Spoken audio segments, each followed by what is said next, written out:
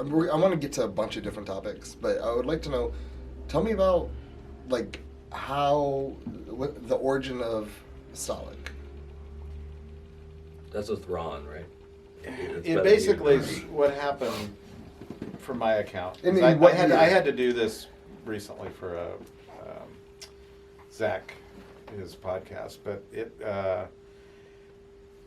in the 80s, I'm going to say 1980, Oxnarders was starting to come up in the music scene, and I was living in Ventura. My family had businesses in Oxnard, so I spent a lot of time riding around as a little kid on a BMX bike at Saviors and Channel Islands, and parents were like, "Oh, have fun," and it's Oxnard.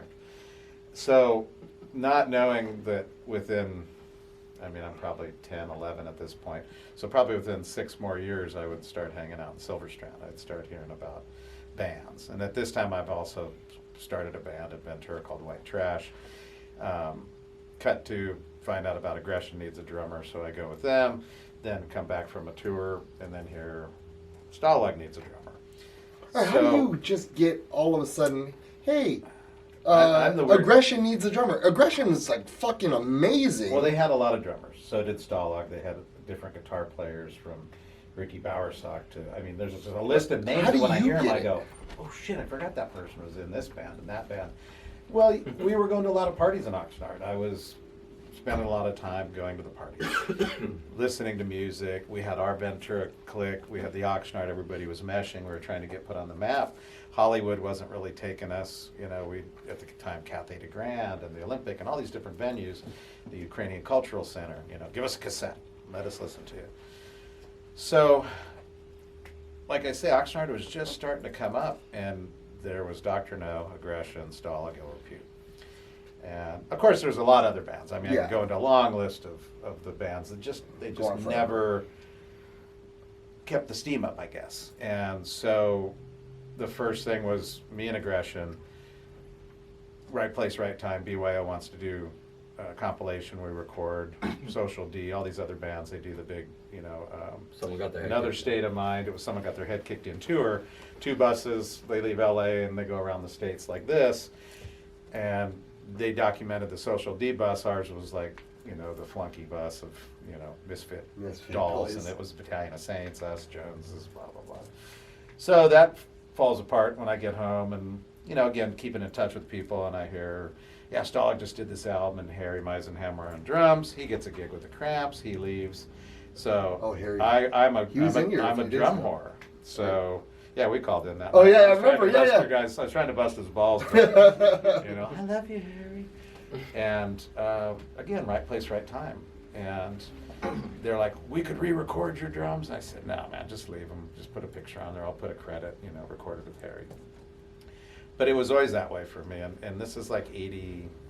The album came out in 3. So 83. it was like I was in there about 82 and a half-ish. The album had come out. We played some shows. I remember the sidewalk of the Federal Building at Wilshire on the 405. It was a big free punk festival thing. And then it just started picking up steam. And How do then- you guys get heard? Because I understand the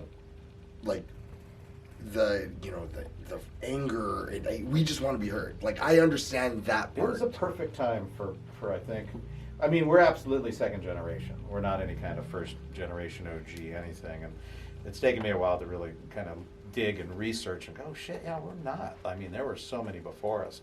But in LA at that time, from 1978, 79, the bands I was getting taken to go see from some older cats in the scene and us playing, it was just starting to super open up. And every club you could go to almost 3-4 nights a week and there'd be somebody flying for the next gig.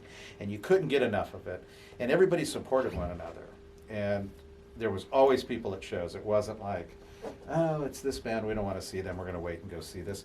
It was, if there was a punk show, you went to it. And us living up here, we were traveling down there 3-4 times a week. And it just was that kind of a thing that eventually we dug and kept getting in there, and finally they recognized Oxnard. They recognized all the bands and the scene that was happening up here. But you just never give up. Where did you guys stay play persistent. here? Just house parties? There On Strand? was the Quonset hut at the airport.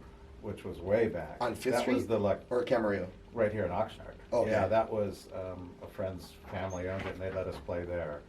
We played at the high school in Camarillo. We played up at the high school upper Ojai. We played just anywhere we could. What about Skate Palace? When was that? Skate Palace Was was that a later? little later, but there wasn't many. There was like a bar right across from where the Home Depot is now, where the mobile home park thing was. Yeah, There was yeah. that bar right Wheel. there.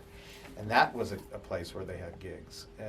There wasn't always a lot of house parties.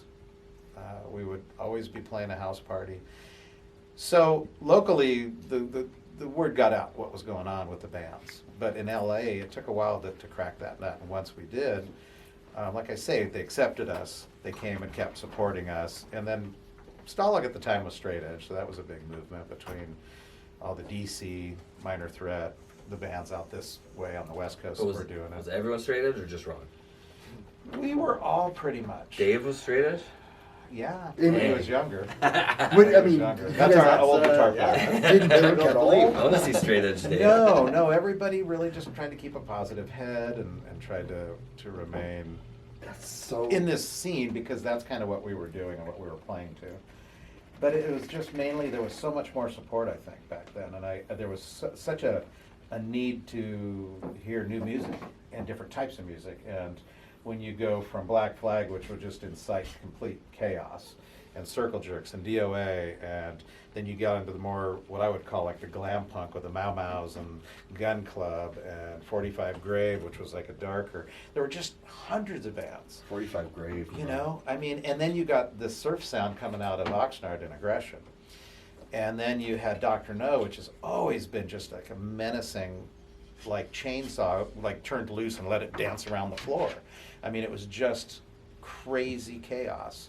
Ill Repute was also a very unique sound.